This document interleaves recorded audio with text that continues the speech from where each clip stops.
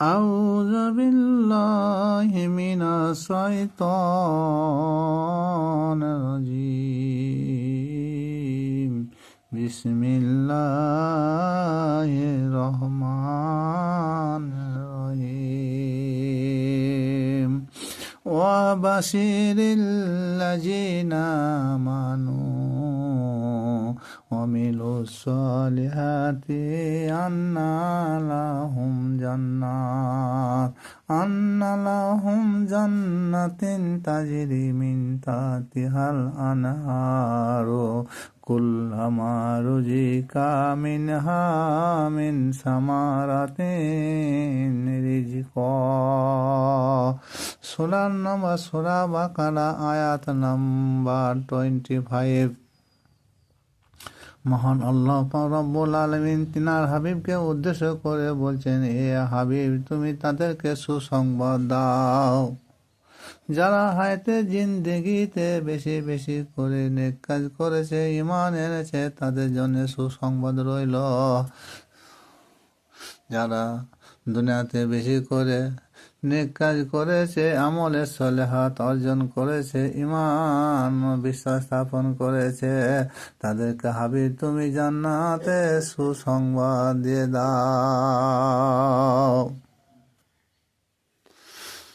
নেক কাজের বদৌলতে যাদেরকে জান্নাতে দেওয়া হবে, তাদেরকে জান্নাতে যেসব ফলমূল দেওয়া হবে, বান্দা বান্দেরা সেসব ফলমূল খাবে আর বলবে, ওগো আল্লাহ রব্বুল আলামিন, পরওয়ারদিগারে আলম, জান্নাতে আমরা যেসব নিয়ামত ভোগ করছি, হায়াতে জিন্দেগিতে আমরা এইসব নিয়ামত ফলমূল সবই ভক্ষণ করেছি। আমরা এতদিন ছোট্ট বেলায় থেকে শুনে এসেছি জান্নাতের বর্ণনা, জান্নাতের খাবার দাবার, জান্নাতের বাসস্থান। সহিহ হাদিস বুখারী শরীফে প্রমাণিত। জান্নাতে যেসব নিয়ামত আমাদের দেওয়া হবে, চোখেও দেখিনি, কানেও শুনি নাই, অনুভব কোনোদিন করি নাই, অন্তর থেকে বিশ্বাস করতেও পারি নাই। কিন্তু কোরআন বলছে জান্নাতে যেসব বাসস্থান দেওয়া হবে, আহার আদি দেওয়া হবে, বান্দা বান্দিরা সেসব ফলমূল খাবে আর আল্লাহর কাছে বলবে, আল্লাহর কাছে আরো জানাবে, ও আল্লাহ রব্বুল আলামিন, জান্নাতে যেসব ফলমূল আমরা ভক্ষণ করতেছি হায়াতে জিন্দেগিতে, আমরা এর পূর্বে সবই ব্যবহার করেছি বা ভক্ষণ করেছি। তাহলে এখান থেকে বোঝা গেল কোরআনের সঙ্গে হাদিসের সংঘর্ষ।